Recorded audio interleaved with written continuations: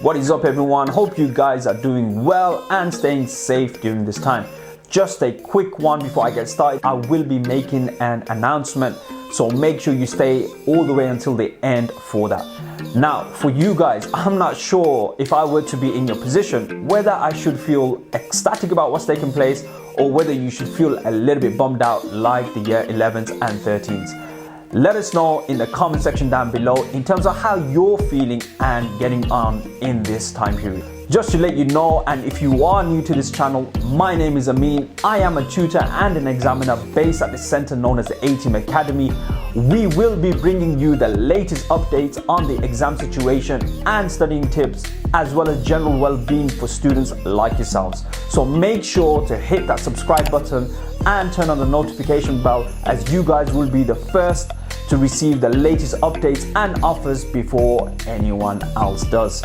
Now, if you're in year 12, then you guys have been sandwiched between year 13s and the year 11s, and in some ways you've had an extremely lucky escape. Now, I know as I say that some of you will be feeling as though much rather prefer to be in their shoes, but just talk to any year 11 or 13 student and I'm sure the vast majority would prefer not to be in the position they're in, because there is a lot of uncertainty at this moment in time. So aside from all the chaos and confusion roaming around, where does that leave you? Let me try and put a few things into perspective. Most of you guys have finished school around March, and since schools are now indefinitely closed and maybe looking to open again around September, and there's still a question mark around that too, that's an outstanding 6 months away from formal education. And we're not talking about year 7, 8 or 9 education here. We're talking about A-level education or the equivalent thereof. As rosy as this time out may feel,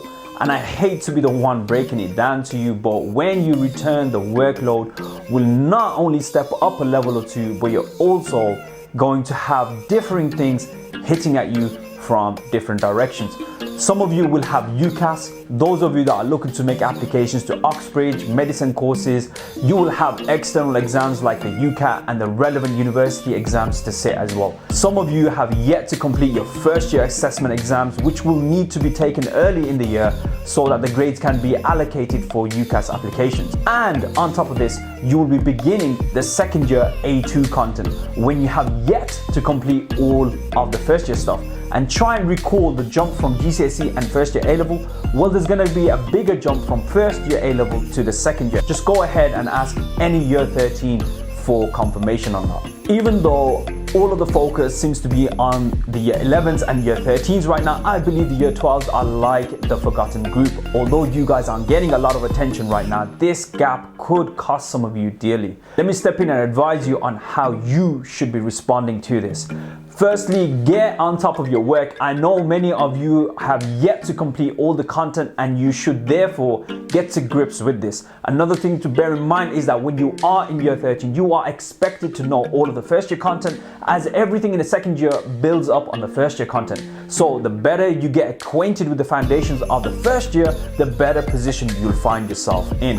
Also, don't forget that you need to perform strongly in the exams coming forward, and I'll explain that a little bit further. For those of you that are looking to apply to uni, this is a fantastic period for you to be sorting out your application so that in year 13, you don't have to be pulled in different directions. Let me tell you, year 13 is a tough year and it's difficult managing the workload as well as uni applications, mocks and interviews, etc. Although it's easier to put everything on the back shelf right now and deal with it when it comes, you'll be putting yourself at such a disadvantage, and in the end it could overwhelm you at times, leading to further anxiety and stress, and you wouldn't want to be doing that.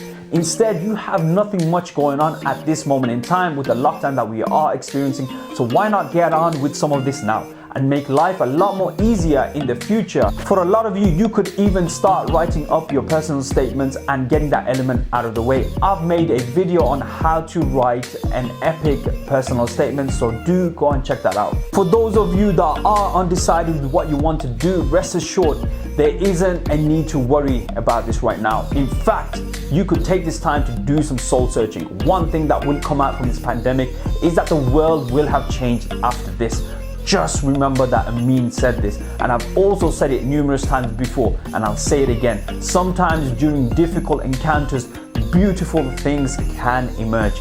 This could be a good time to really contemplate on where you're heading, and you could really connect with yourself during this time to find a purpose that you are drawn towards. So whether it's uni you're thinking about, an apprenticeship, whether you want to even take a year out, this is the perfect opportunity to contemplate your future. And for those of you that are doing this, you'll be grateful for this opportunity later down the road. In fact, I will be releasing a video very soon on this topic, so look out for that. I'm saying this now not because I'm trying to put fear within you, but I also want to give you a perspective of reality. As I just mentioned, the landscape following all of everything that is taking place around us is bound to change things going forward.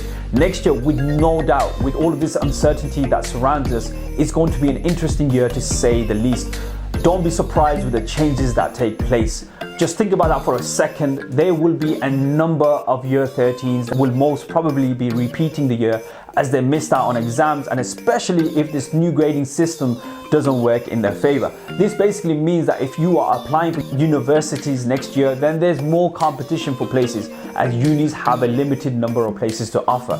Not only this, but as you have just seen that because they couldn't award grades using the traditional format, they have now used classwork, mock exams and additional assessments, which means you guys need to take these things a lot more seriously, because as no one could have ever imagined what's taking place now, you just don't know what could be around the corner in the future. So you want to learn from this episode and not put yourself at a disadvantage. Alright, I hope this now puts a few things into perspective for you. We are going to be doing something special for all of our students and subscribers coming very soon. This is why I keep saying you should consider subscribing to this channel. I recently did an Instagram live FAQ, and I will be doing another one tomorrow at 3 p.m. so you can join me and ask any questions you want to, and I'll do my very best to answer them. Questions can range from UCAS, unis, just about anything.